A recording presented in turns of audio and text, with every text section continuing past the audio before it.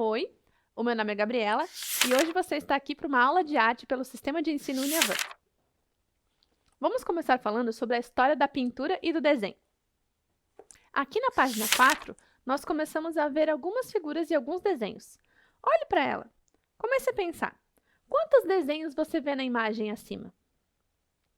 Você acha que foi somente uma pessoa que fez todas essas figuras? Analisando bem os traços do desenho, eles são traços finos ou traços mais grossos? Por que será que chamamos os elementos dessa imagem de desenhos e não de pintura? Na página 5, encontramos duas imagens. A primeira, o violinista de Ingres, e depois, uma obra de Almeida Júnior. As duas são totalmente diferentes entre si. Mas, além de terem pintores diferentes, quais são as outras coisas que fazem com que elas sejam distintas? Olhando para elas, qual dessas duas imagens podemos dizer que é um desenho? E por quê? Ou ainda, qual dessas duas imagens é uma pintura? Por que classificamos uma como desenho e a outra como pintura? Basicamente, a diferença entre pintura e desenho está em como o pigmento é colocado sobre o suporte. Por exemplo, antes de fazer uma pintura, às vezes nós desenhamos um esboço, não é mesmo? Então, o desenho nada mais é do que quando fazemos traços e linhas para formar um objeto ou formar um esboço, um desenho, marcando assim a superfície em questão. Já a pintura são pigmentos líquidos sobre um suporte, como por exemplo a tinta óleo e a tela. Pode ser que o desenho esteja embaixo dela, dando um contorno, ou pode ser que a tinta corra livre pelo papel, assim como nas obras impressionistas. Mas, tanto a pintura quanto o desenho fazem parte de uma das linguagens da arte chamada de pintura, ou arte plástica. Então, além dessa, temos várias outras linguagens. Aqui, na página 6, nós encontramos a escultura, a dança e o teatro, que também fazem parte da arte. Todas essas linguagens da arte existem para expressar ideias, pensamentos e sentimentos, transmitindo a criatividade dos artistas. E para você, qual a principal função da arte? Responda aqui na página 6.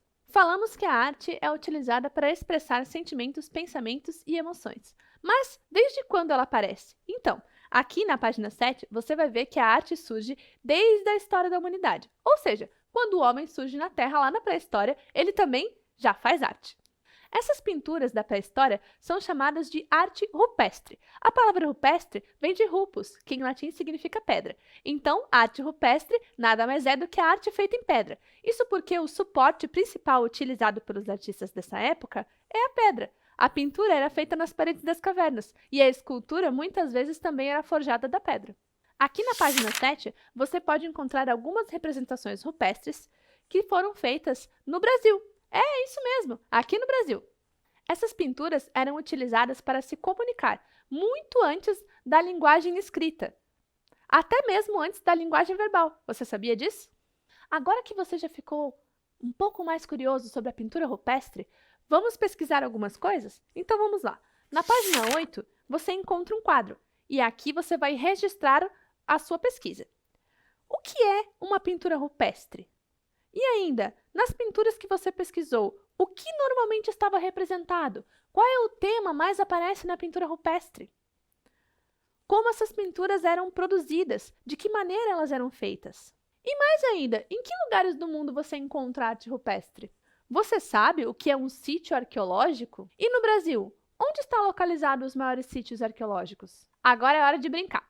Aqui na página 9 você encontra uma sugestão bem interessante. Você pode pegar papel pardo e transformar o interior da sua casa numa caverna. Como é que se faz isso? Você pode colocar o papel pardo sobre as paredes e ali você vai fazer as representações do seu dia a dia, como se você estivesse lá na época da pré-história. Agora que você já aprendeu um pouco mais sobre arte rupestre, chegou a hora do nosso banco de dados. Então, faça uma leitura da imagem a seguir e responda as questões propostas. Primeira coisa que devemos pensar: a imagem ao lado é uma representação de que tipo de arte? Com base nos conhecimentos que você adquiriu com o estudo desse capítulo, complete as frases a seguir utilizando os termos presentes no quadro. Então, não se esqueça de relacionar cada termo com cada frase. Animais, seres humanos, cenas de caça, arte, paredes, seres humanos, pigmentos de plantas, cavernas, pinturas rupestres, comunicação e artísticas. Onde será que cada palavra vai? Qual o lugar certo em cada frase? Bom, você está aqui para descobrir, não? Você já sabe um pouco mais sobre arte rupestre. Tchau, te espero no próximo vídeo.